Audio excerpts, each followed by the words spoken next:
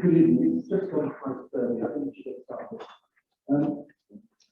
First of all, I want you to welcome to the University of Western Australia.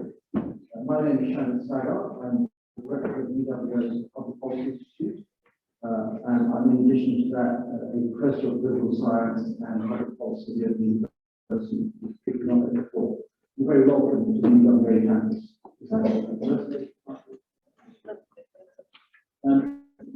You come to the CPI event, in order to launch this report. I'll come to that in a second, and that is really about conversations with how WA may and ought to in the future become a thriving place. We'll come back to that word thrive later on. But you're welcome, first of all. It is our tradition here in WA to begin with an acknowledgement of the fact that we are located on the traditional lands of the Wonga people. Amongst other things, it gives me great pleasure and great pride to point out that this has been the traditional place of learning at the time of exclusive decision settlement, and more recently, the settlement that's come down all corners of the world. It's befitting that they're located in this place order. I also in a moment when I invite infringement to say a few words about the report and the exercise, he will of course share a slightly longer acknowledgement of the country with me. We have a very big and broad audience, not necessarily very big here, but there's an awful lot of people tuning in via a tiny camera over there. Hopefully they can see and hear us this evening. We do record these events. I'm not sure whether the camera will sort of pivot at some point in that direction. So for some reason you don't want to be on the screen, I suppose, or recording, which you make yourself known. If for some reason you're here with someone you don't want to be seen with, we're still, you should do something about that now. And for those who this applies to, this is date night. You should get out of it.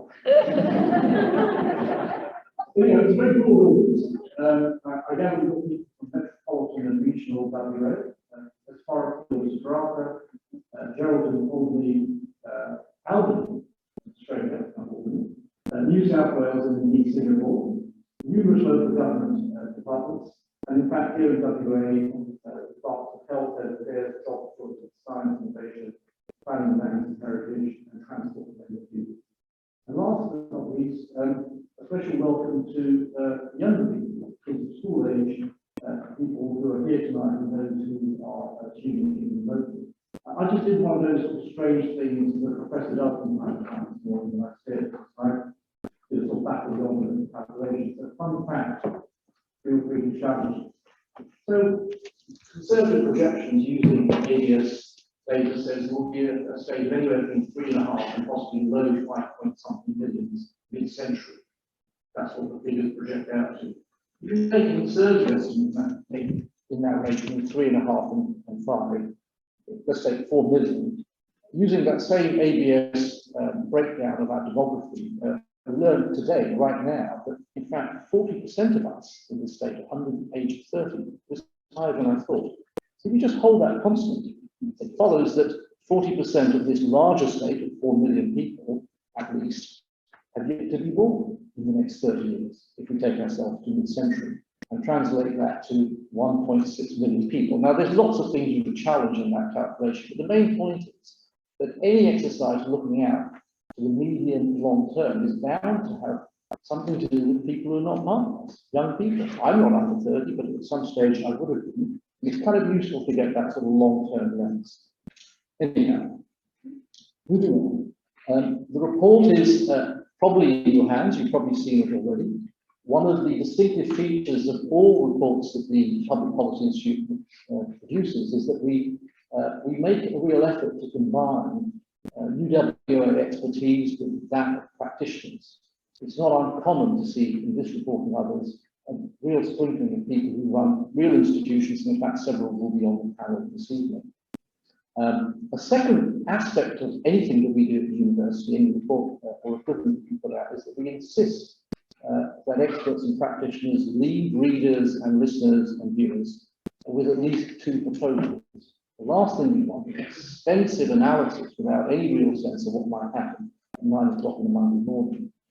In other words, this is an explanation for an institute that exists in order to translate the fruits of our research, to do it in a timely way and succinct way, but above all else, to focus upon expertise and decision making.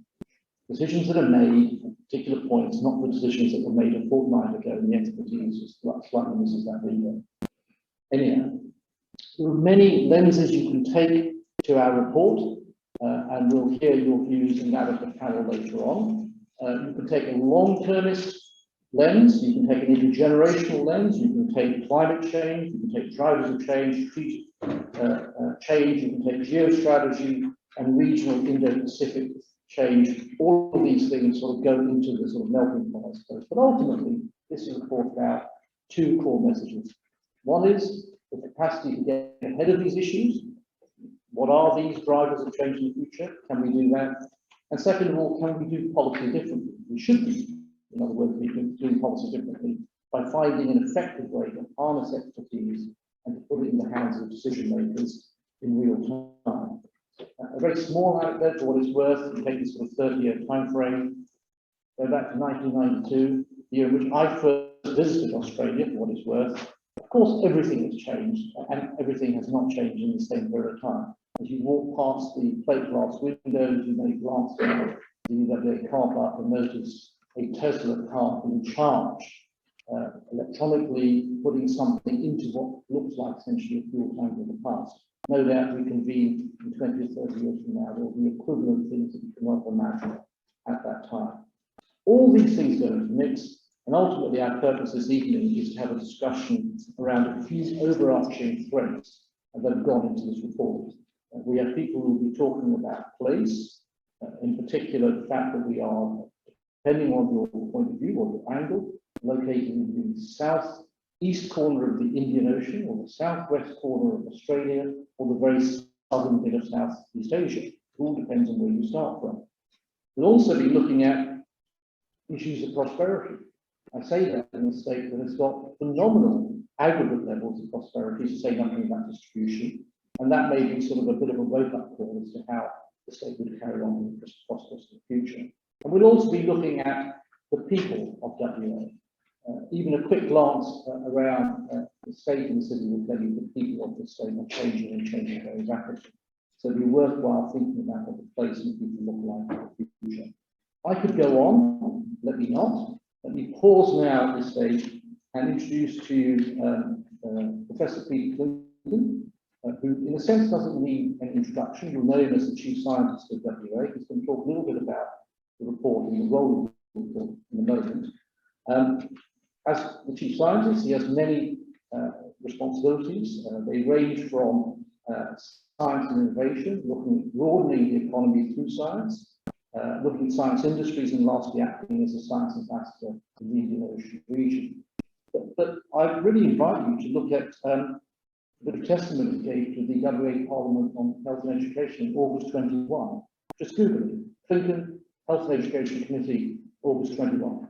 And you'll see his evidence that committee, which makes a very powerful point about the dangers of technology and education getting out of sync, in other words, lagging behind. The technological change is with us, it was ever with us, but it will carry on being with us in great measure. The importance is to make sure that education, the research, the insights, the takeaways keep pace. So that's a plug for him and what he does. Can I now just ask people if you'd like to come up and just share a few words?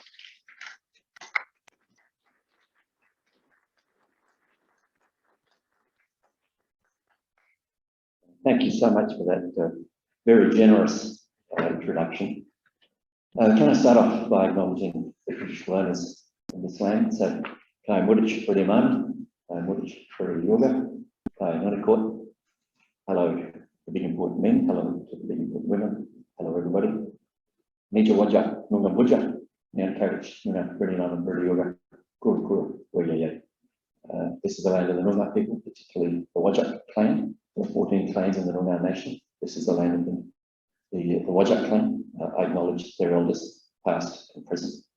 I say, Nija Mudich, Kedalak. Mudich Kedalak. Everybody, this is a very special evening. It's a very special evening. And I'm just so thrilled and honoured to be invited here today to launch this very important document. Before I do that, can I just follow up a little bit on your comment there around the evidence that I gave to the Education and Health Committee? Not many people have read it. I don't recommend you actually go to Hansard and do it. Mind you, I would recommend that a couple of vice chancellors go and read it, because I've been misquoted quite extensively on what I said around the idea of amalgamating universities of Western Australia. I stick by the idea, but some of those vice chancellors might want to go and have a look at what I actually said. So for those that are interested in Hansard, that's where it is. I like this document because one thing that it does is it's got great alliteration. People, place, prosperity. What a great way to start on.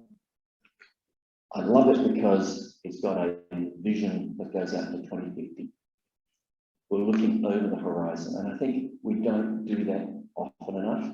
I think we become so busy with our daily lives, we're so transactional, that we don't spend our time looking into the future. And it is absolutely critical in a period of time that humankind has probably never changed more rapidly than we are now. We're going through the third and the fourth industrial revolution simultaneously. And if we don't manage to keep pace with that, and as we talked about a second ago, if education can't keep up with technology, you end up with social pain. And there is a degree of social pain that's going on at the moment. And we as an incredibly prosperous and privileged state within a very privileged and prosperous nation, I think have a responsibility, we have a moral responsibility to make sure we don't leave anybody behind. We are doing so remarkably well. Let's make sure that umbilical cord between the haves and the have not in a period of rapid change does not stretch anymore, and we bring it together. It's something that I'm incredibly passionate about. One of the other things that I really liked about this document was the fact that the university is playing a key role in the engine room for thought leadership. And that is something that is incredibly important. And it's not just about academia, it's about engaging government, it's about engaging industry, and it's about engaging the community. So I commend you and Shannon and the team that put this together, because I think it's a visionary document. Clearly it's visionary because it's going on to 2050, right? I've been hanging around with a group that I call a cabal of malcontents.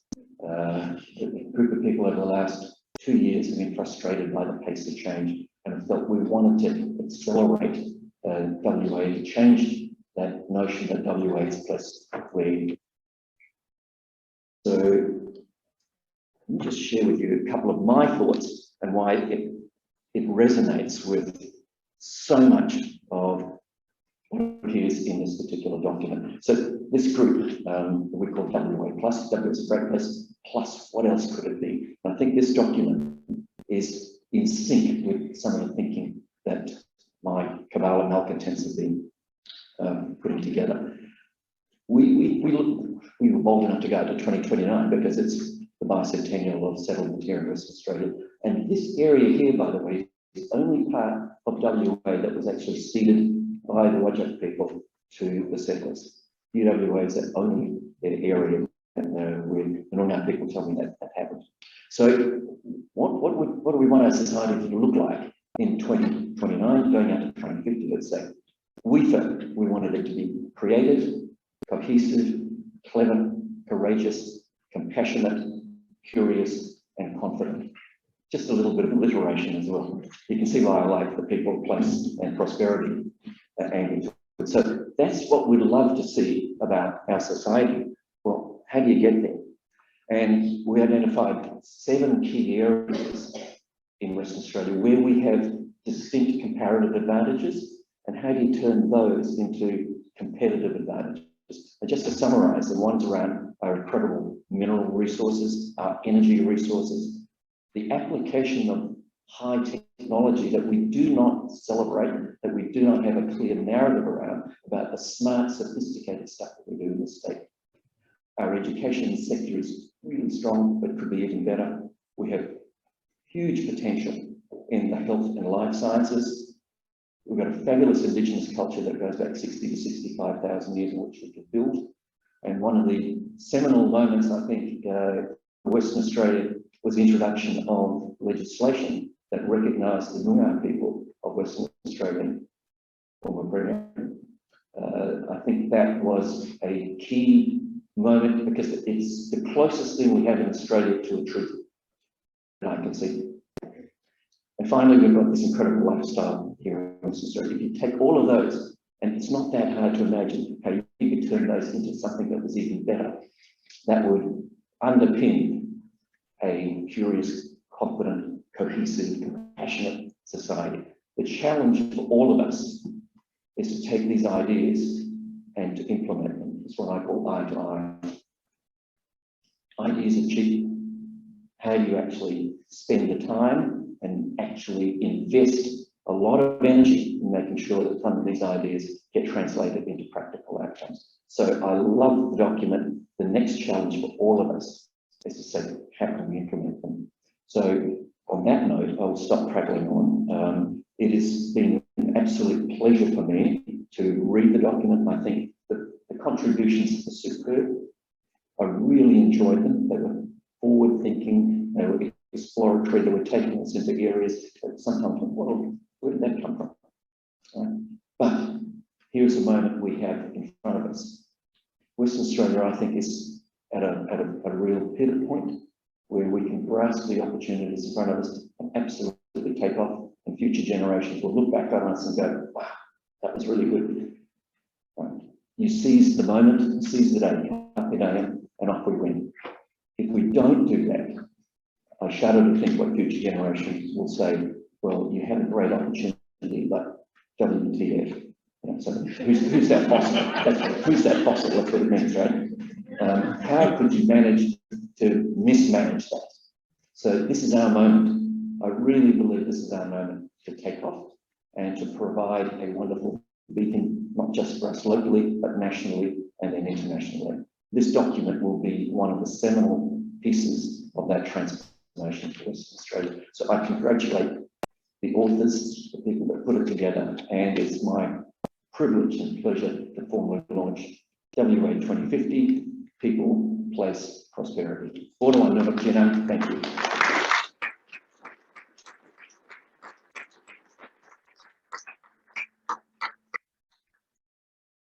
So I'm going to invite the panel to come and sit up here. You can come and join us, and I'll tell you a little bit about them as they do.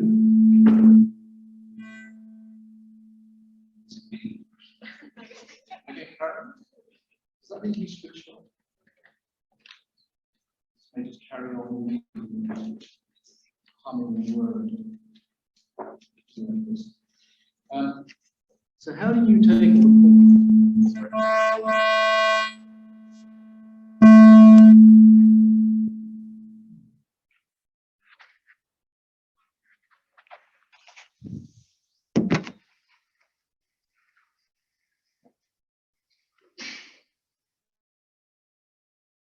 Shall we try?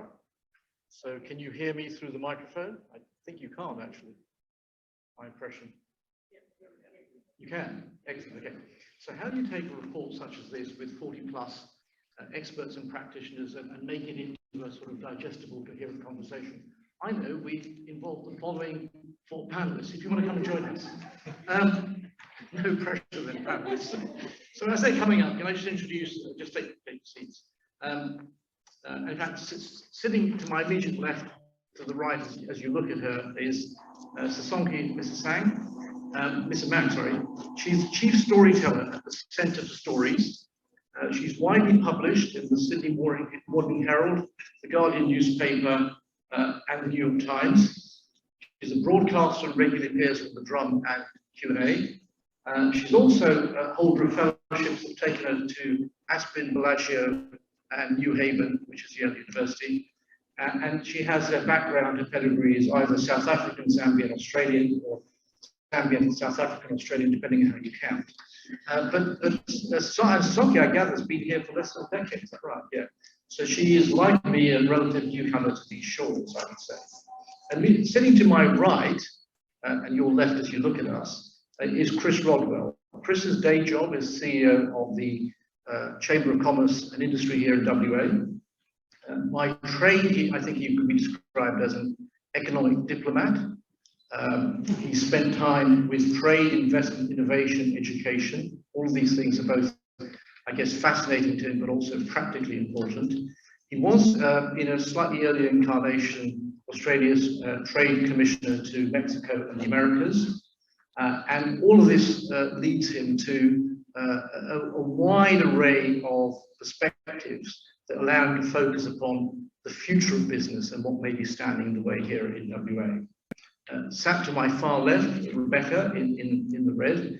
Rebecca is, but there's a ... as we speak, the CEO of the Royal Flying Doctor Service here in WA. She did tell me, but I'm not sure about, is it the 5th largest airline in Australia? It's the 3rd. 3rd, right. Okay. But who's counting? So she's running an airline as part of her sort of day job. She's a board member of Infrastructure WA, but I actually know her best, we know her best by virtue of the fact she's a state president of CEDA here in WA. And I think either out there or online, I'm pleased to welcome Diana Smith-Gander, who's the national chair of CEDA as well. So you're very welcome, Rebecca, and in fact, Diana. And then last but not least, sat to my right, but in pink, not red this time, we have Sonia Arakal. Sonia's day job is as a policy fellow for the Perth US Asia Centre, which you will recognise as the state's preeminent foreign policy think tank. She's had many incarnations prior to that. She was a staffer for both state and federal parliamentarians. She's spent some time in management consultancy and also as a lobbyist. And I gather, and this is not to be underestimated, I'm sure it will come up, in her spare time, she is an accomplished producer in theatre and musicals. So there's a plug there, that we're going to use that. I'm sure we're going to use it. I'm sure it's going to come up. Ladies and gentlemen, the format is very straightforward. We're going to spend about 30 minutes kicking around some of these issues from my point of view, just unpacking them with the panel, and then we'll go straight to Q&A here as well as online. My colleague Rebecca is the honest representative of people online, and she will sort of from time to time repackage questions and put them to the panel. So feel free to sort of catch my eye. The roving mics, I think, will be going around. Okay, so that's enough about what's in front of you. Let's shed some light on this report, and I think the best way I can think of doing this would be to actually just go around the panel to start with and ask them to share in a paragraph, nothing more than that, just to get things going, a couple of questions, their thoughts on, one, what does the idea of a thriving WA mean to you? To thrive, just thinking that through from the point of view of what you've said and others have said in this report. And I think linked to that, there's undoubtedly a sort of a sense of a big WA, something bigger, more successful, more in touch with itself and its neighbours. That big WA, what might be missing in that conversation if we're going to get from here to there? So I'm going to get that ball rolling. I'm going to turn to my colleague Sasonki to perhaps respond to those two opening questions. Hi everyone, can you hear me? Great. Thanks, Shamit. That is a good question to begin with. I think I want to start by saying that for me, inherent in the notion of thriving is the idea that we think very carefully about this question of inequality, this notion of social pain that that the chief scientist just raised in his introductory remarks, because my own personal background is as a South African. My family was in exile for many years, and I come from a country that is the most unequal society in the world. And so when I think about what it means to live in a place where there is prosperity, it's easy to think about that from an individual or family perspective, which unfortunately is what is happening in South Africa. And it is much more difficult to think about a society-wide notion of what prosperity looks like. And so in Australia, and certainly in WA, we have about 12% of people in this state who are doing it very tough. 12% of people who are close to structurally poor. About 100,000 people are going to find it very hard to live outside of poverty for lots of barriers, many of which have nothing to do with themselves personally. And so these are fixable problems in this country. It's amazing to live in a society where the scale of the problem is fixable. And so for me, a thriving society is a society in which there is no inequality, particularly when it's doable. Thank you. And something on maybe sort of what's missing in the conversation about a bigger or big WA? So I don't think that there's a lot missing in the conversation. I think part of what happens in this state is that there are many, many very good ideas and many, many smart people, but there are also perhaps not enough people who are bridge builders and linkers between conversations. So what happens is there's a sense that nobody's talking about this, and then I'll walk into a room and everybody's talking about it. Or why don't these people say something? And actually those people are talking very loud, nobody's listening. So I'm interested in not what's missing in the conversation, but what's missing in linking those conversations together. I think many, many ideas are present, excellent infrastructures, all the ingredients to make a place take off exist right here. Just come back from Johannesburg, so South Africa is very much on my mind. And thinking about what this society was able to do around COVID, and thinking about what my society, where my heart still is at this moment, was unable to do with COVID, is not just disappointing, but in many ways heartbreaking. So there isn't anything missing in this place. Sun, water, beaches, ocean, funny people, great schools, all the things you need. So there really shouldn't be any problems in this place. And so the fact that there are isn't about what's missing in terms of ideas or resources. It's about what's missing in terms of communicators, bridge builders, people who connect things together. Thank you. Chris, thriving. Right, and I might start there because I think there is some common ground. I mean, my experience overseas is in Mexico, Chile, but living in those places, but working in many others where, you know, there's a real issue, a fundamental issue around human dignity, and there's a real institutional weakness, which I agree. We have institutional strength here, and we should use that for our advantage in this state, our advantage in this nation, but also not forgetting that we're part of a bigger world. For me, I don't see borders so much because of, I suppose, the experience that I've had. So what matters to me is human dignity, for sure. What matters to me is knowledge. And you know, we're in an institution that has been at the forefront of knowledge for a long time, but within that context, and you might expect this from me with a business lens on, but it's not just about solving business problems. It's an appetite for risk taking and an appetite for entrepreneurship. And I know that this state has had that during certain periods of its time, but I am concerned that we might be creating a society that is less open to that entrepreneurship, less open to the risk-taking. And I'm not sure that the constituent parts of our society are supporting that. And yes, you can start with the education system, which is lagging, not leading on an international basis, despite, I think, great efforts. But there's things that we can do. And I even reflect on the experience. I have 4 children, and the experience of them in a Mexico school where they're engaged around computer-aided design at younger ages, much younger ages, and much more systemically than they are here. And then you take that all the way through to how do we create these new entrepreneurial businesses. And I think too often we are thinking that our greatest natural resource is in the ground and not here. We've got 2.7 million of these, and they're pretty extraordinary pieces of machinery. So how do we put the scaffolding around that?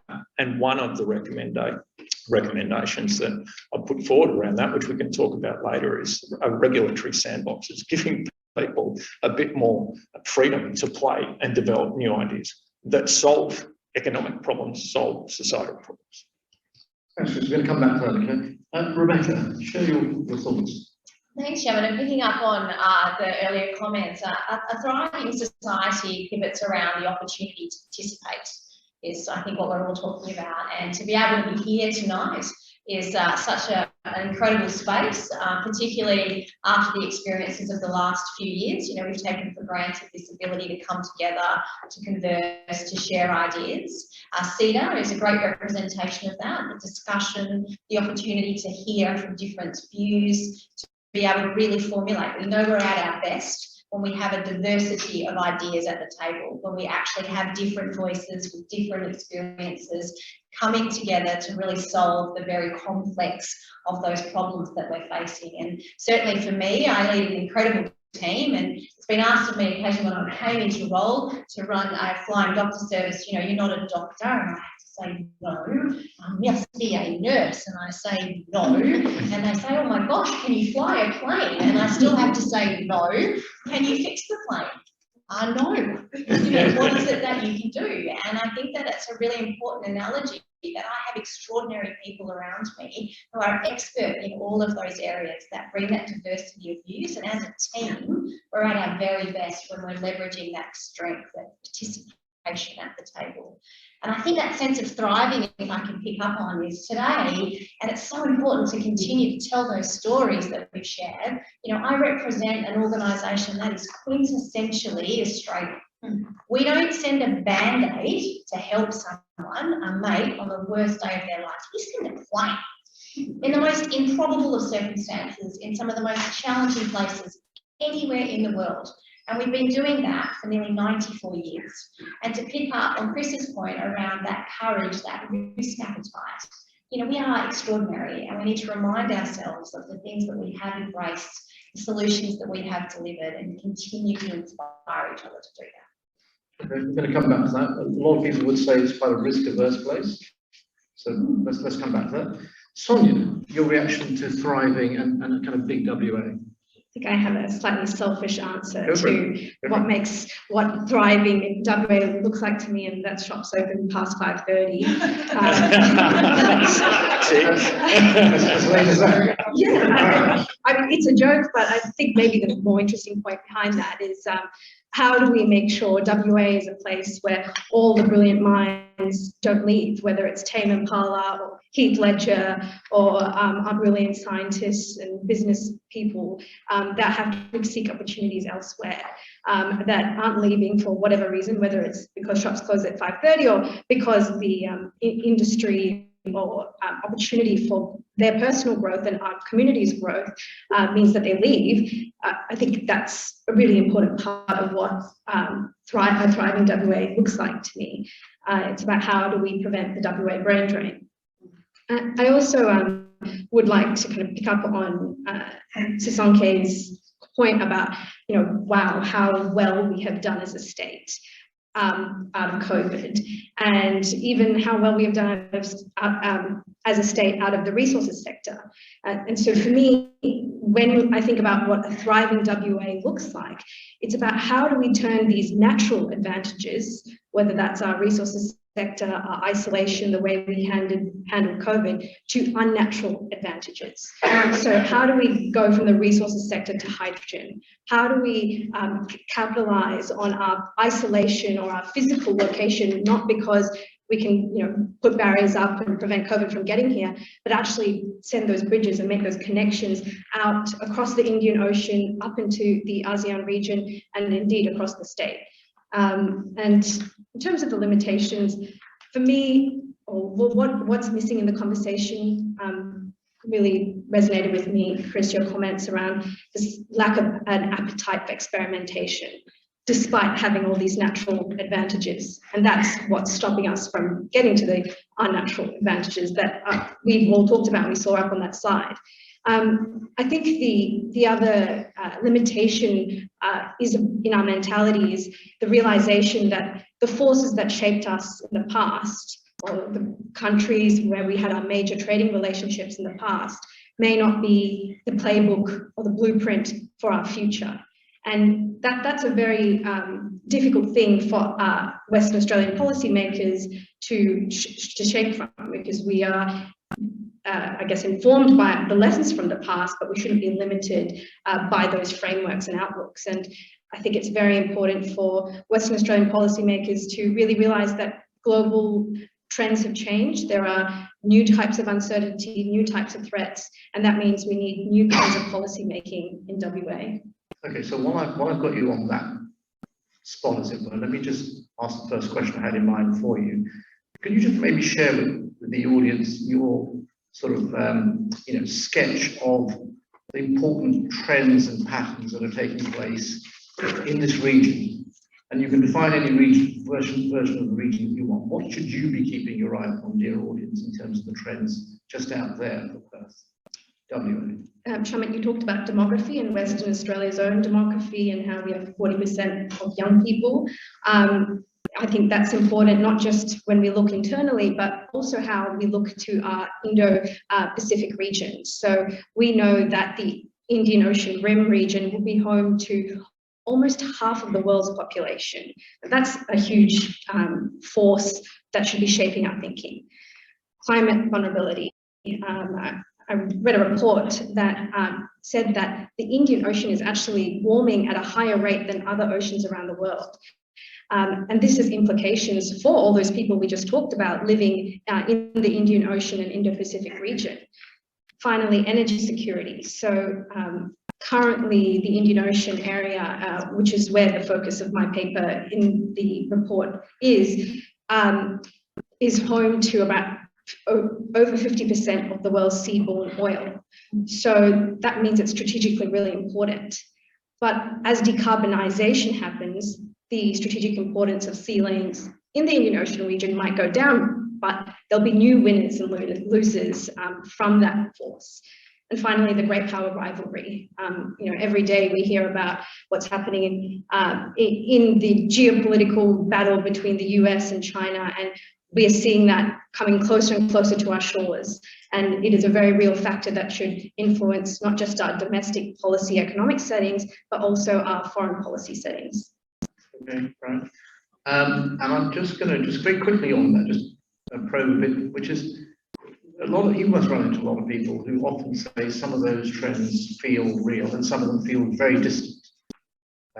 Superpower rivalry does appear very, very distant sitting here in Perth, certainly. How do you deal with that kind of sense of these things being tangible versus being intangible? Well, I live and breathe this in my day job, but I think when we think about tangible great power rivalry issues on our shores, I'd encourage you to talk to our grain growers and our wine producers and people who are involved in the lobster industry, who for them over the past couple of years, it hasn't been intangible, this great power kind of rivalry. It has actually been very real, bottom dollar impacts on their personal businesses and livelihoods, but also on the states. Okay, just carrying that forward, Chris, can I just ask you a couple of questions around, just for the audience's benefit? I mean, when it goes through your mind, what's the implication of having a state that is so heavily concentrated in a couple of industries? I mean, you'll know the figures about how through the COVID years, the concentration around mining has actually gone up. Not that mining has got large, it's just the value has gone up. Right, it constitutes 48% of our GSP, and to put that in context, I think the next biggest is maybe Tasmania's tourism industry constitutes about 12% of its GSP. Financial services would be about the same in New South Wales. So in terms of our exposure to one sector, it's quite significant, and clearly one sector in one market. So I think it's just stating the obvious that a diversification of markets and a diversification of sectors is going to be important to manage some of the risk. It's not to say that we shouldn't continue to be strong in the resources sector, and clearly there's a breadth of opportunities that sit across there in critical minerals for sure, which plays not only an economic piece, but there's a bigger strategic piece in there, in hydrogen, clearly. But we've got to look at other places. And maybe a bit of this is just know yourself stuff. One thing we haven't mentioned is one of the world's great mega science projects is about to be built or is being constructed in this state. It's called the Square Kilometre Array. It is incredible. And we very much should hope, and I'm not saying Western Australia is the only home to it. There's another installation that will go in South Africa, and what is there, 20 countries now signed up to it. This is an extraordinary opportunity for us in space, and it's not just a science opportunity, although we hope there's many prize winners maybe out of this university as a result of that. It's what comes off that, the innovation and commercialisation, which we've seen time and time again on mega science projects throughout human history. But there's also the diplomatic opportunities that sit off that, the cultural opportunities that sit off that, the broader, even the construction opportunities, those broader societal impacts, that could bring and really change the game just in and of itself for Western Australia. So they're the types of things that I think as a state we should look to really embrace and recognise and excite the next generation about this. You know, we could be home to how many brilliant astrophysicists. How wonderful would that be? But I don't think we tell those stories enough, and we don't recognise the future value of them. So, okay, Rebecca, do you want to come in on that one? Well, I mean, I think I led with our great Australian story, isn't it? 94 years of invention, to concept of putting a plane in the air and sending it to the outback is just that sense of imagination. And I couldn't agree more that we need to continue to tell those stories of our innovators and, to really champion opportunities and to recognise the importance of us getting behind those ideas and inspiring and talking to. I mean, how many people appreciated that the Square Kilometre Array is happening right here in Perth, and how many of our young people understand what that industry is going to do for them, what those jobs of the future are going to look like, and how many of our universities are actually leading with that as an opportunity for what those graduates need to be. Let's talk to those Year 3 students about being those astrophysicists. Let's talk to them about being the next generation of John Flynns. Let's take space, healthcare to space. People say to me, what's next for a law flying doctor? And I say space. And then just, oh, but actually it's no more crazy than the original concept 94 years ago of a doctor in a plane. Space is the next level of remote care that we're going to need to be able to provide. And why shouldn't it be us? Why wouldn't we be able to leverage the technologies that we have in mining, the remote industries that are being developed across Western Australia that are leading the world, to be able to apply those in all sorts of settings, education, healthcare, in support of commerce. So I think part of the why shouldn't we is a good question, and why might we not speaks to the 2 points that I think Sonia and Chris raised earlier, which is this question about our appetite for risk. But when Shamit asked the question about the intangibles, about like how you make, big foreign policy questions tangible to people, I smiled to myself, because last night my son and I went to the IGA. He was coming back from tutoring because I'm not happy with the public school system in which he's attending. That's a different story, but relates to what you were talking about. So we're coming back from tutoring, and And we decided to stop at the IGA and we get, 3 little packets of like the ready-made food because we're running late. So get in the car, we go home. And at the till, it was like $65 and it's really expensive. I didn't say anything, but I thought it to myself, like, wow, they're like tiny. So we get home and we're unpacking and my son looks at me and he goes, wow, Russia's really making an impact on us. He's 11. He goes, Russia's really making an impact on us. I said, what are you talking about, big boy? He says, $65 at the till. I was like, that's very impressive. That ability. So I do think that there is a very clear way in which what happens in the rest of the world, we cannot shelter ourselves from it here in WA. And I think, COVID was an excellent example, but it was also an excellent example of, your greatest weakness is often also your greatest strength, right? It's the flip side thing that happened in COVID. And it was so fascinating, kind of from an anthropological perspective, to watch people in WA respond to COVID at the same time as many people that I love and care about were responding to COVID somewhere else. And there was this like incredible anxiety, which is born of privilege, because your life really matters, right? People here really care about living a long life because it's possible. It is possible to avoid risk, right? That's a function of privilege. I think it's important never to take it for granted. I don't say that as a derogatory, I say that as a really powerful thing. So life is very, very precious here in a way that it unfortunately is not in many other parts of the world. So there's a risk aversion, which is born of a real desire to live long and be safe, right?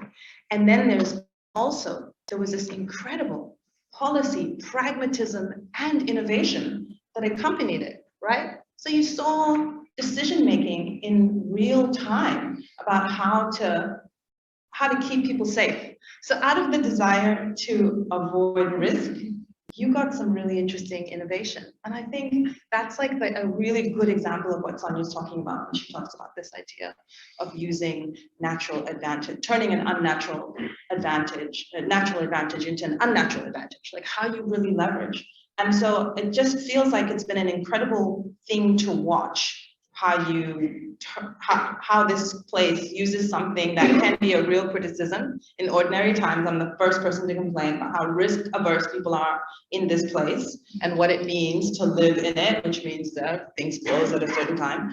But it's been spectacular and really remarkable to watch people rise to the occasion.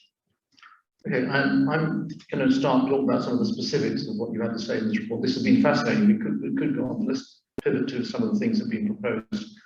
So, okay, just there's one bit that came out, and it's both in the title you have at the Centre for Stories as chief storyteller, but you propose that here in WA we should have an innovation, a sort of a storyteller in chief, which is sort of the words moved around with different hyphens. But can you just sort of explain to a lay audience, uninitiated, what the thinking was behind that? What is that as a proposal in this report? How come it belongs there?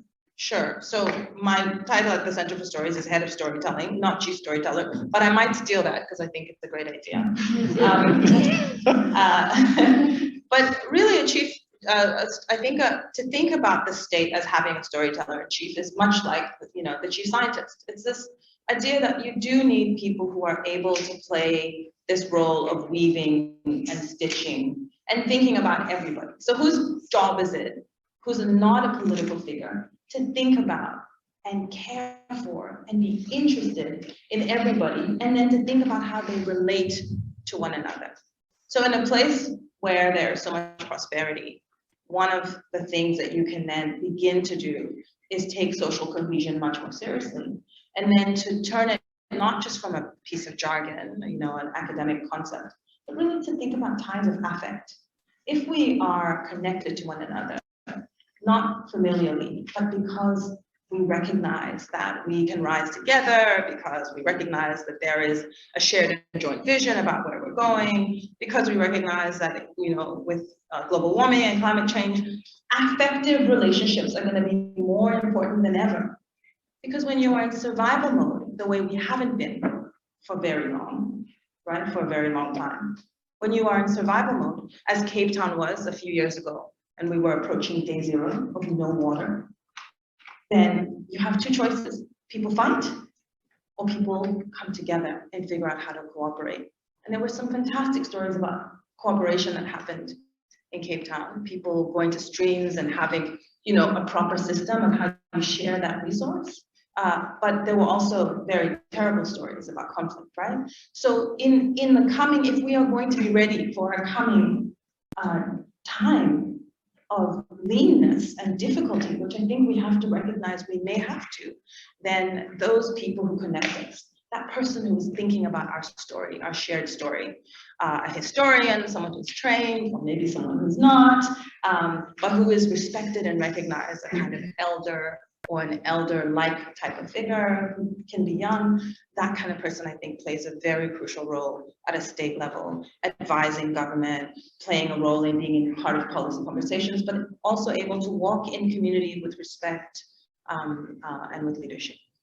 And just on this, so we understand it more, I mean, do you configure it as being sort of analogous to a chief scientist or chief whatever? What kind of things might they be doing sort of in year 1 priority? So we get a sort of sense of tangible. I think that it's someone who is analogous to the chief scientist or someone who is attached to the state library, right? The state library plays a hugely important role.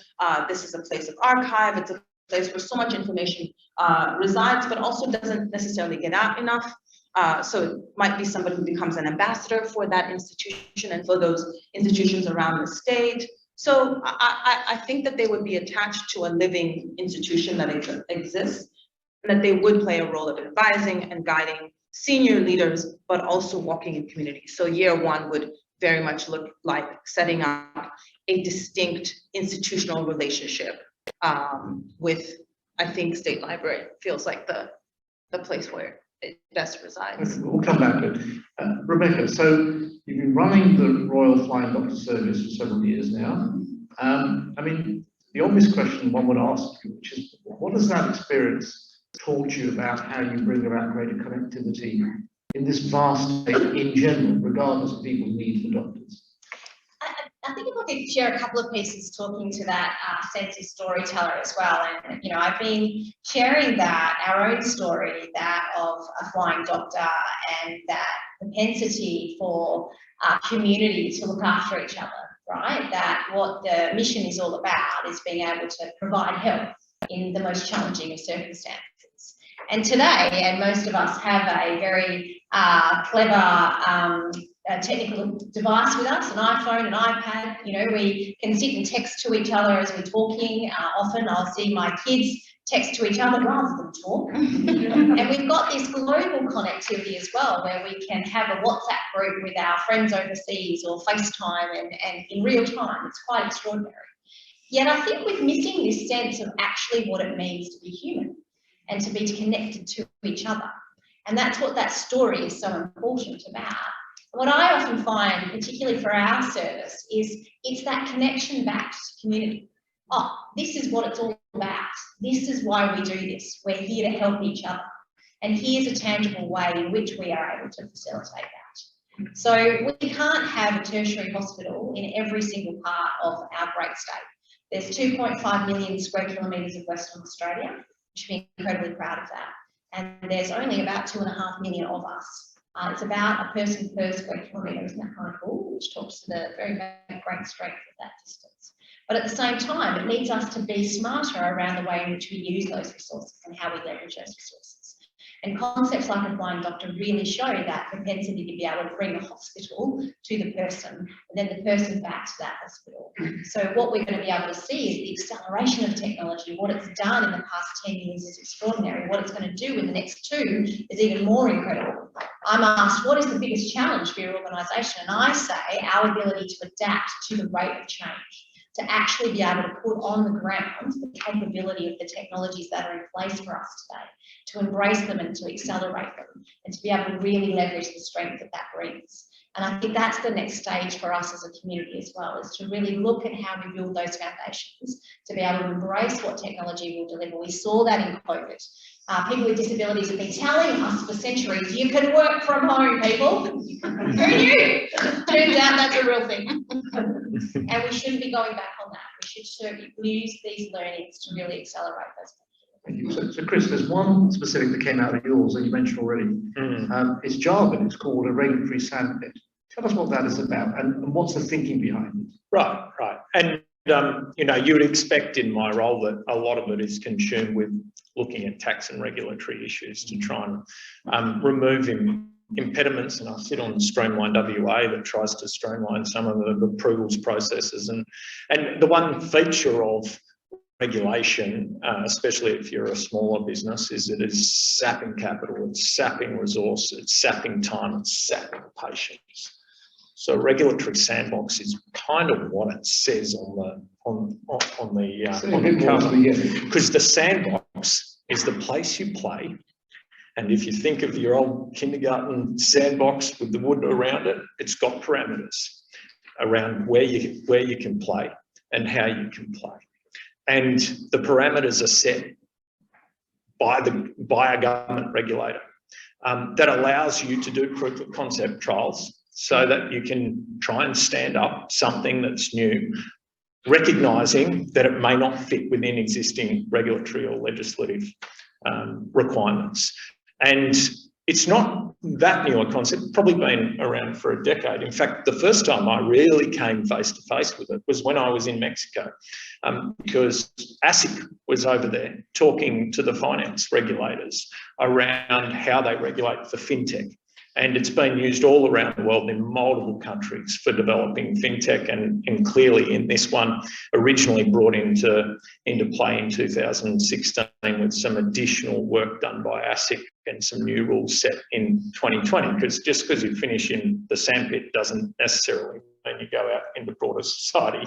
You might need to go to a different sandpit, a bigger sandpit, based on what those learnings are. But there are some protections that still sit there for society. It's just that it's a different playing field. And if you think around some of the regulatory, I'd say, missteps we've had here, for instance, Airbnb and allowing local governments to regulate around it, well, that just becomes a minefield for all of us. So that's what we don't want to see. What we do want to see is these sandboxes that could be used to help. And for instance, in a WA context, think of the hydrogen industry. Now, if you look at that and the existing energy and gas regulation, it's not a perfect fit for the hydrogen industry.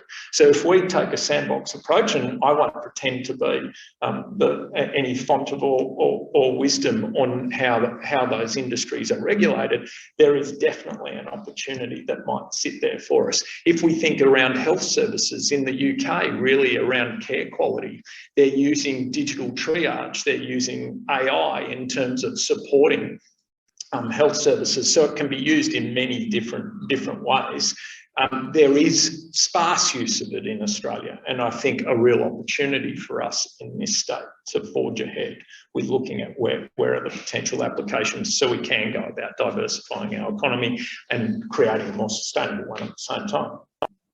Cheers. And last but not least, so Sonia, you were saying when we were talking last week, you were making the point that A, there's obviously a federal election around the corner. B, federal parliament might be a bit WA light. We'll say more about that. But also this kind of curious relationship between, WA and the Commonwealth government when it comes down to sort of foreign affairs and trade. I mean, it's not curious. I mean, obviously things run by Canberra, we get that. But you kind of spied an opportunity there of some potential. Can you say something about that in your contribution? Sure. I talk a lot about how coming up to 2050 in the mid-century, WA needs to take a more proactive role in defining its value to the nation's foreign policy and in fact influencing it in order to ensure our state and our communities benefit from that foreign policy. Up until recently, that's been actually a lot easier for us than you might first think. So we have been home over the last 10 years to either a foreign minister and or a defense minister. and we have benefited from that. So I work at the Perth US Asia Centre. That was opened by Hillary Clinton, who came here because Stephen Smith was Foreign Minister at the time. Richard Court, former Premier of WA, became Australia's ambassador to Japan. When we have senior ministerial Western Australian leadership, we have Western Australia's interests at the table in big geostrategic defence and foreign policy conversations. Whatever happens at the next election, we will no longer have a defence or foreign minister that is Western Australia based. And so that has implications for how our political leaders, both at a federal and state level, need to be advocates for our interests. We can't guarantee that the next Quad leaders meeting will be hosted in Perth.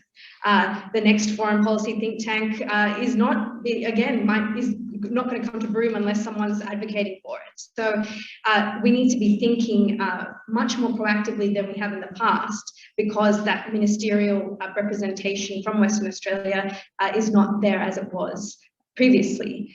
And we've talked about the kind of trend in policymaking in general in Australia towards decentralisation, or what was always seen as purely the Commonwealth's responsibility slowly leaking into the states.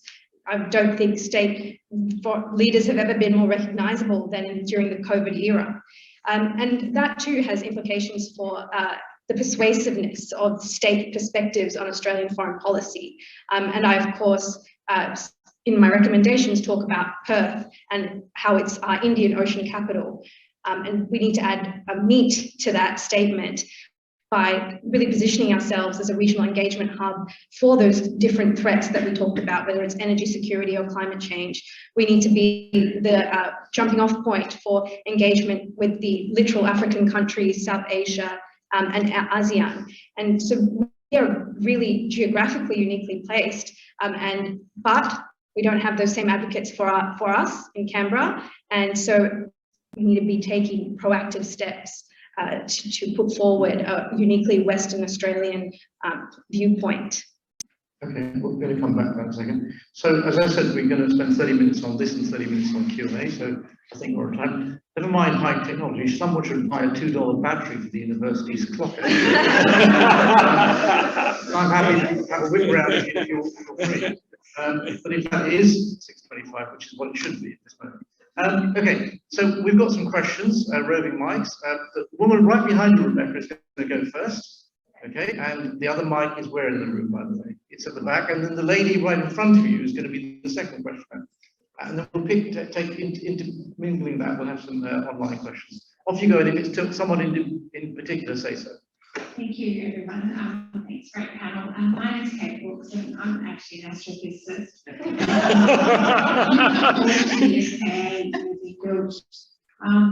I have 3 children, 3 teenagers, and they are not interested at all in anything I do. And their world is digital. They live in 2 worlds, and they're excited about gaining digital technologies. They consume digital, they live in it, they play in it, they socialise in it. So place, we talk about place.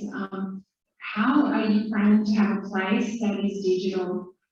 In 30 years' time, my kids, I could almost imagine Rebecca Gordubus laughing, going back in the day we used to send planes to fix people.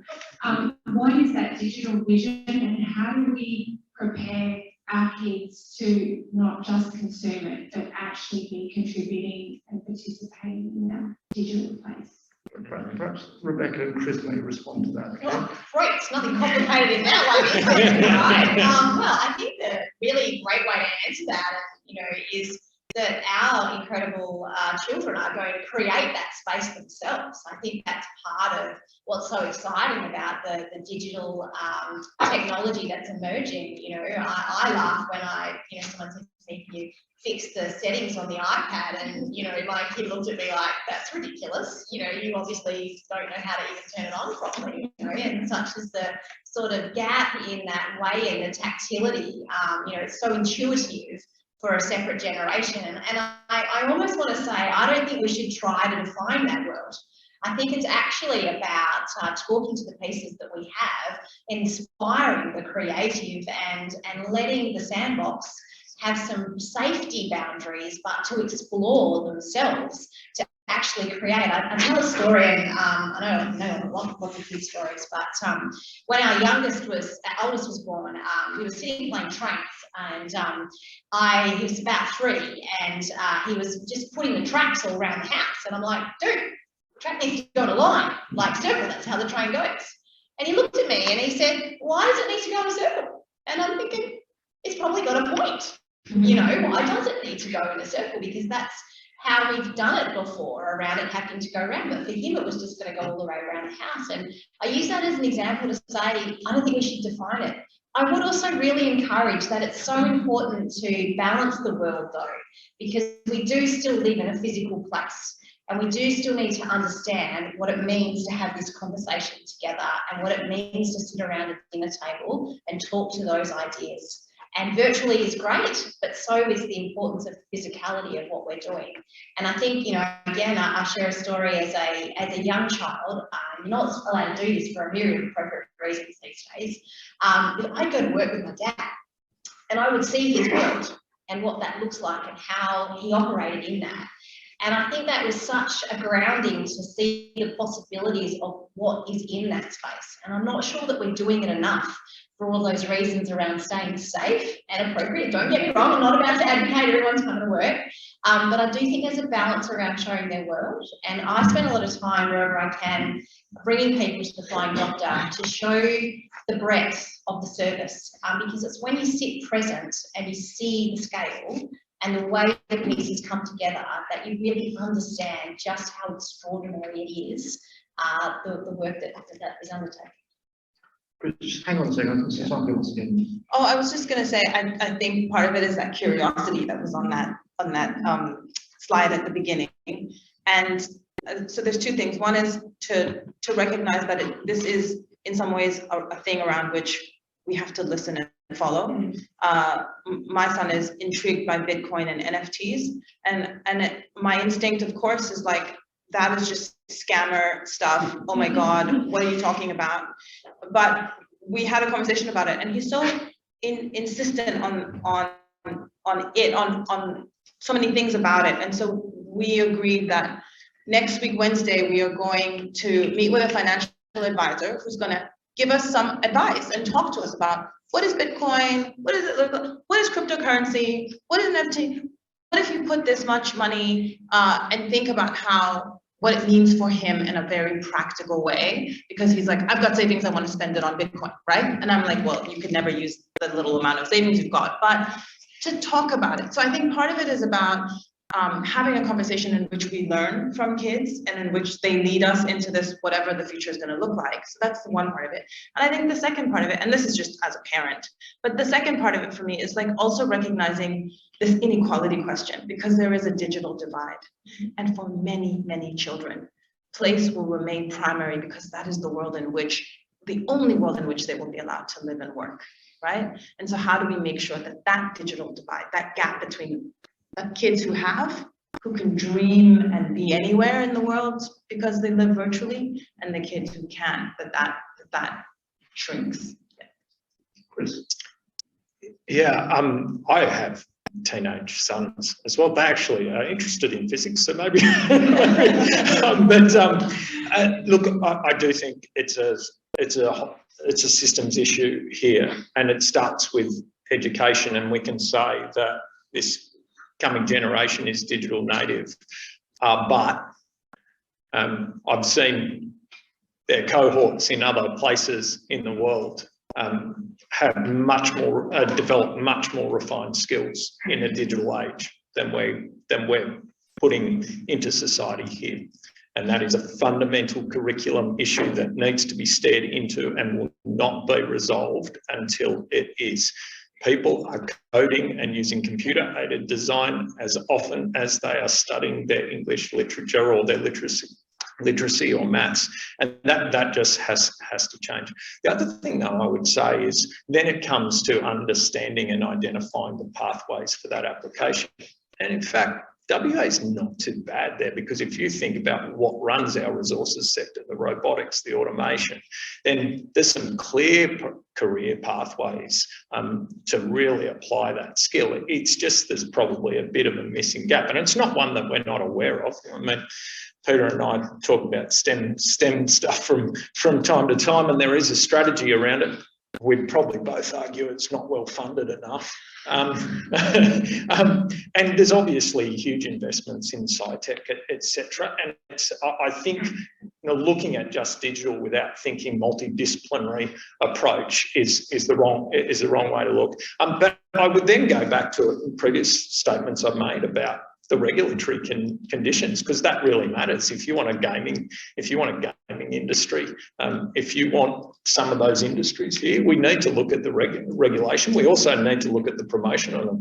Gaming industry is massive in Queensland, where I used to live, and it's absolutely tied up in the creative industries around film, etc. So our investments can't just be there. They need to be thought of more broadly. No, just reiterating, I love this idea of reimagining what place means in 2050. And when we think about a thriving WA in 2050, I hope it's being able to access government services on the metaverse. And that's not a joke. There are governments at a local and state level already developing those technologies, whether it's your local government or birth stats and registry. There are so many opportunities for WA, not to say that the digital world is separate to our physical place, but that as a state, we need to make our physical place in the digital world, whether that's through access to services through the metaverse, whether that's through growing our digital animation and gaming industries. Already, digital gaming is bigger than the film and music industries combined. And Australia is missing out on that global economic opportunity, whereas our closest neighbours, South Korea and Japan, are leading the way. So not only is it an economic opportunity, but it's another avenue for diplomatic or regional cooperation. We have so much to learn from Seoul and from South Korea's investment in the national metaverse, because they're that much closer to delivering government services in the metaverse than we are. And so it's a great conversation to be having in the context of what WA 2050 looks like. The lady in the back, Steve Patient. Hi, I'm Rachel Tankula from the ASEAN Australia Strategic Youth Partnership. So my question refers to what Sonia was saying about the brain drain. And I guess I've seen lots of very bright and community engaged individuals, graduates from high school from this university, who have gone over east or internationally to pursue further studies and career opportunities. So I guess my question is, what is being done and what can be done to address this? Is anything being done? I mean, who wants to respond to that? First of all, I'd say I don't mind too much when people leave a place to go and gather experience elsewhere. It's actually a really healthy thing. I look for it in the CVs of people who come and work at our place, that they've had that international experience. I deeply value it. It's totally okay. Obviously, you want to be the net beneficiary over time of those skills coming to you, and you'll only do that by having the great projects and the great vision for how your state will develop. And I think we've got enough of them. We probably just need to spend a bit more time and effort in terms of attracting not only those skills, and that means, yes, we need more international skilled migration, of which we've been particularly starved in the last few years, but the capital that comes with it. And that promotion of opportunity, I don't think has been competitive. It may feel like that we're spending some money at that, but ultimately this is a game where we're playing against other jurisdictions in the world, and we've got to play a bigger game. So let me push you back on that. Yeah. I mean, so given anecdotes have been used liberally this evening, you spend enough time in the Western suburbs, which I do. Yeah. It's not uncommon at all. It's really quite common to have parents who will say, with a degree of boastfulness, the young Jimmy or Jenny or whatever their names are, is on a plane as fast as possible to somewhere else. Right. It's not uncommon, by the way.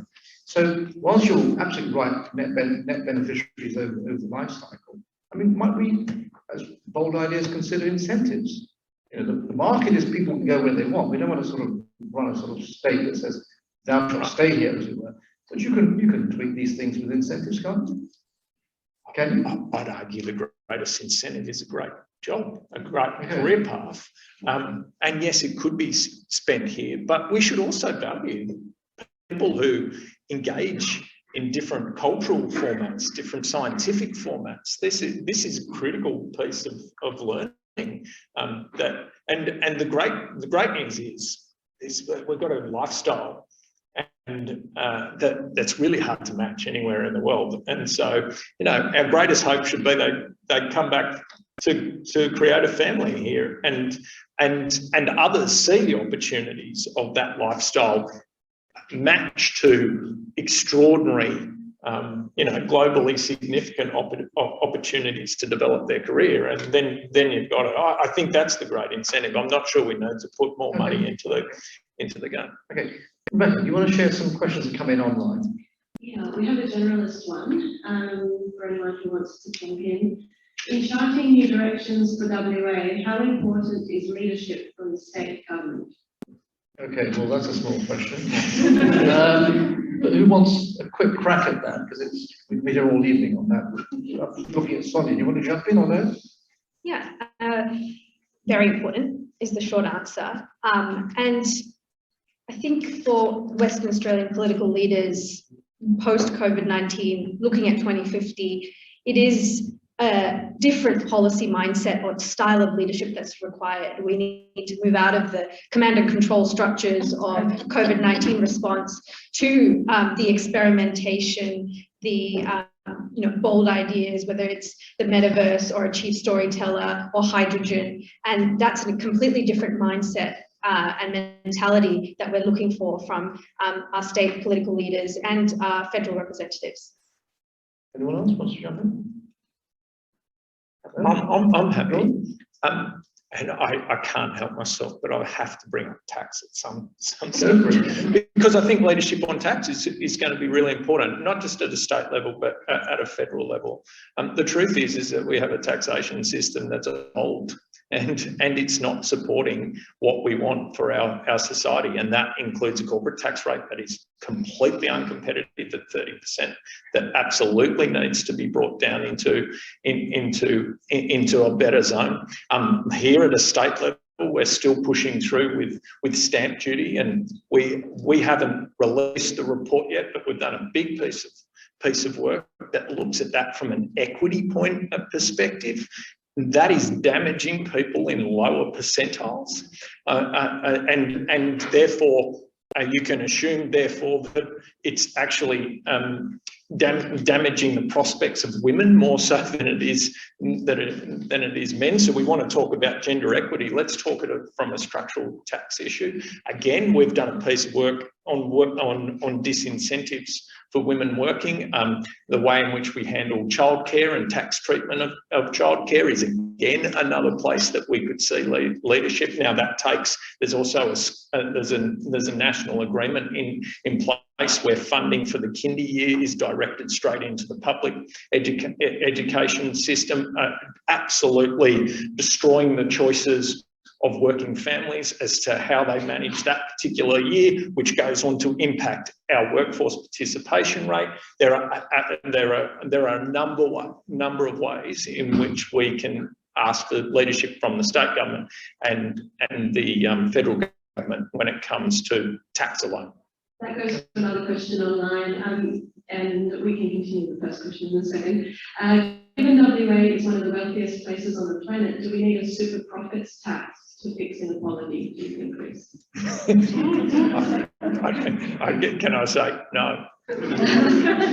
Anyone who wants to? I think that's a great idea.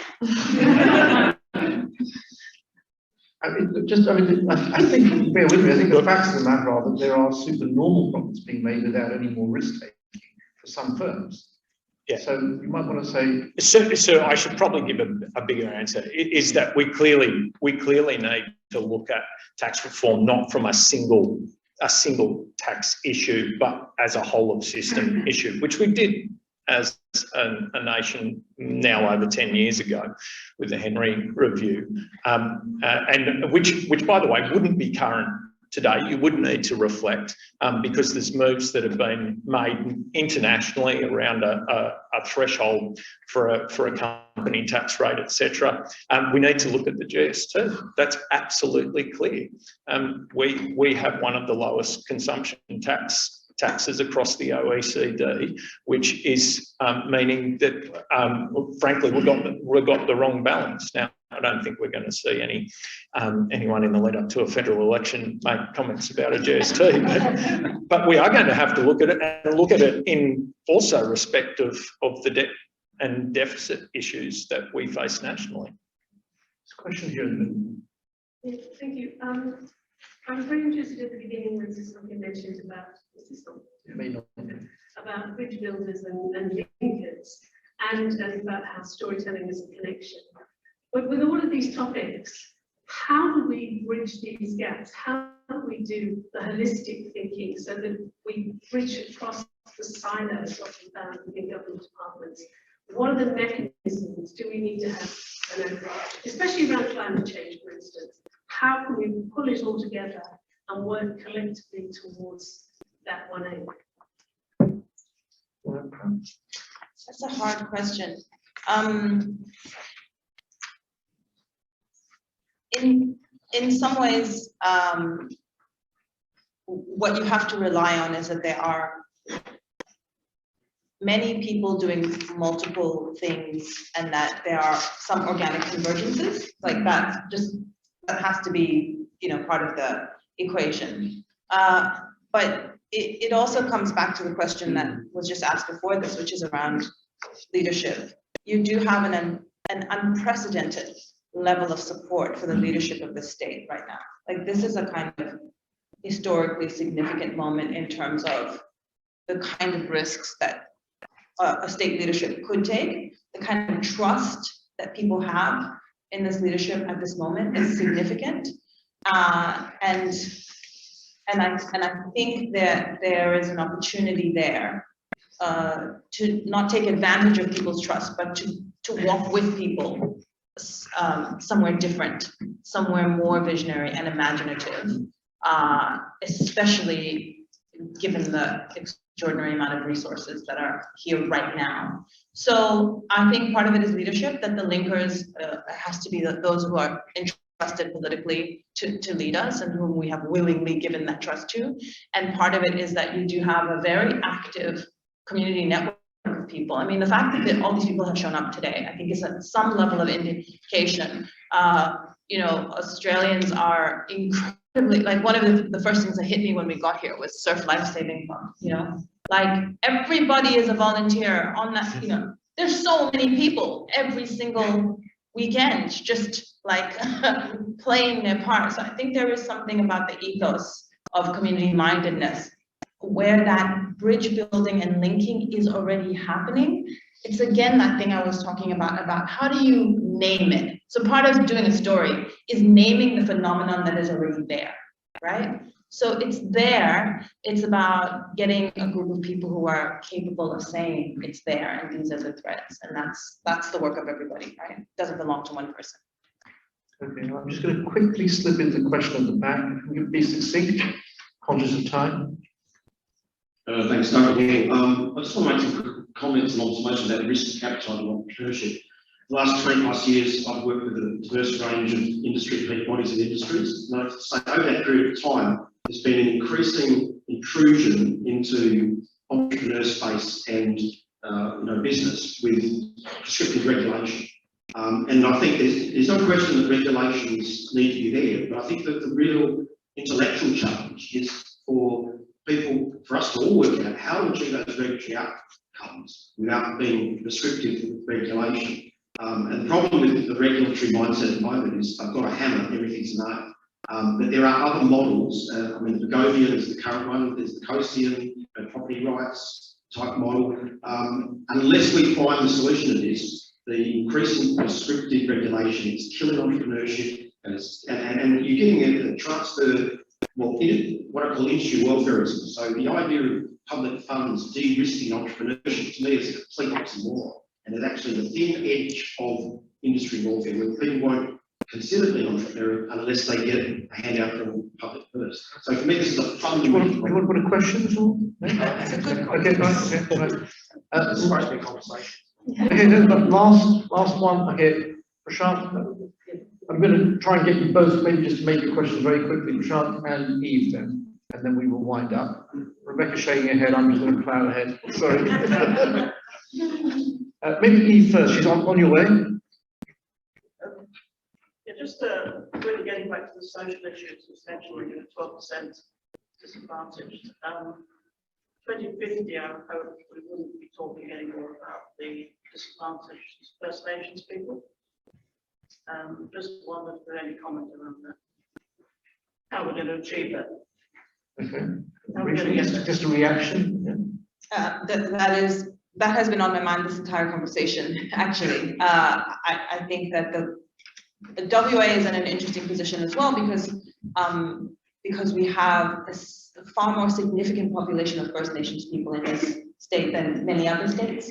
A presence, a strong leadership, a chief storyteller in many ways should be an Indigenous person, an elder. We have so many of them. So I could talk about that forever, but I won't. I can't also really point. I'm a country kid, so phonics isn't my thing, but Dan Jakurali, which is an initiative from First Nations people here in WA, looking at what we can do in a true spirit of reconciliation as we reach that 200 years of white settlement, and how we can come together so that that is a genuine collaboration, because it is obviously challenging in a celebration for what it means for First Nations people, and also what it means to be here for 200 years. And I think that 10-year journey and the work that elders have done in leading, I think it's extraordinary that 10 years out, there's this embracing, this is going to be a difficult year.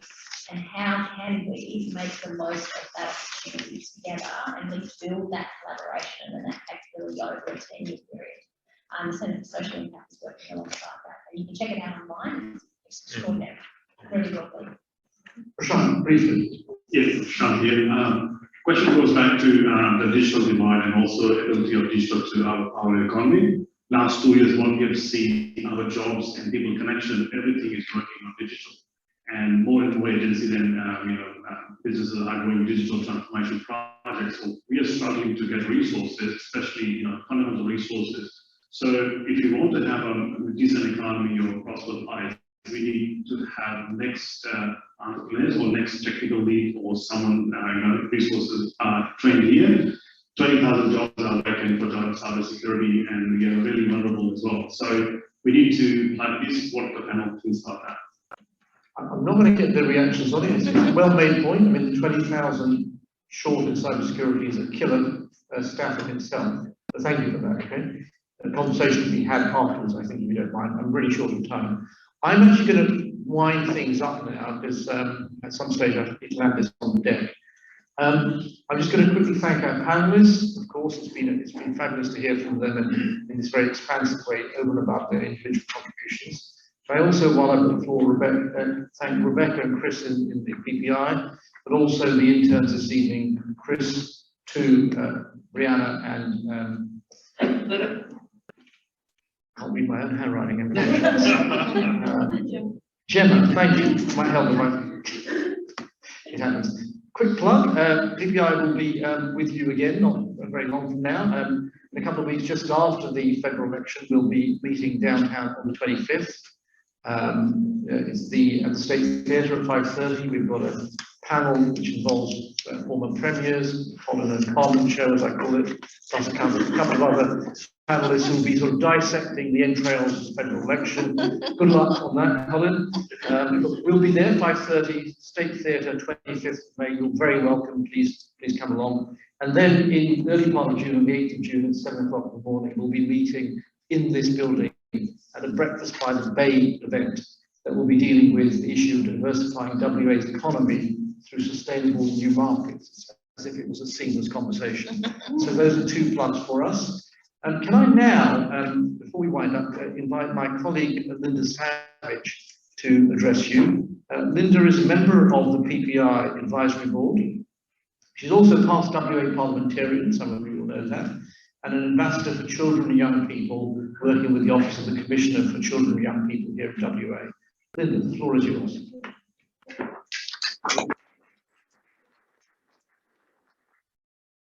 Well, thank you, Shannon. Let me begin by thanking everyone for coming today.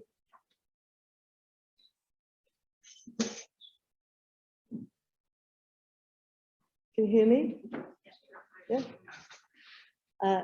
And I, second time, yeah, technology, huh? Shall I just speak loudly and let me know if you can't hear me? So, as I said, I'd just like to thank everyone for coming today. And I'd like to make a special thank you to the panelists for the research that they've done and for expanding on the contributions that they have made, as well as to everyone else in the audience who also contributed to this report, WA 2050. I'd also like to acknowledge the work of Professor Shannon Sager, Dr. Rebecca Ray and Dr. Christopher Lynn for what they did to make this report come to fruition. The format, I think, very successfully makes the contributions accessible to many of us who I think would find it simply too daunting to read an article on the subject in a specialist journal. And ending with the two proposals leaves the reader with an understanding too of the most pressing steps that need to be taken next. WA 2050 aims to stimulate long-term public policy debate, planning and reform, and help nurture better connections between the deep reservoir of expertise in this state and at UWA and those who can use it to bring about change. As a former Member of Parliament and as a lawyer, I know how important it is to be able to build a case on evidence that is robust and uncontestable. Yet knowing how and where to access that expertise, whilst obvious to academics and experts in the field, is not always so obvious to policymakers and those who work in government, non-government and the business sector. So building that bridge is at the heart of the work of the Public Policy Institute. In closing the event, it was suggested that I say a few words about an idea from the report that resonated with me. There are many, so I thought instead I would finish by flagging two of the core assumptions that I think underpin the proposals. And that's the desire to build a better world for children and future generations, and the need for longer term thinking and strategy to do that. Some countries have started to develop policy and legislate to help ensure that the hard work of policy and long-term policy initiatives are not so easily sacrificed for short-term political expediency. They're known as legislative or commitment devices, and they can be found in the Wellbeing of Future Generations Act in Wales, in the development of wellbeing budgets, for example, in New Zealand, as well as in the Parliamentary Committee for the Future in Finland. At their core is an attempt to build a future orientation into the machinery of government, something that many of the proposals in this report require if they are to become a reality. So let's hope when we look back on the proposals in this report in years to come that many have been able to make that leap. So thank you again to all our speakers, to Professor Peter Clinton for the introduction, and I hope to see many of you either in person or online at the next function at the State Theatre Centre on the 25th of May, Dissecting Life After the Federal Election. Thank you.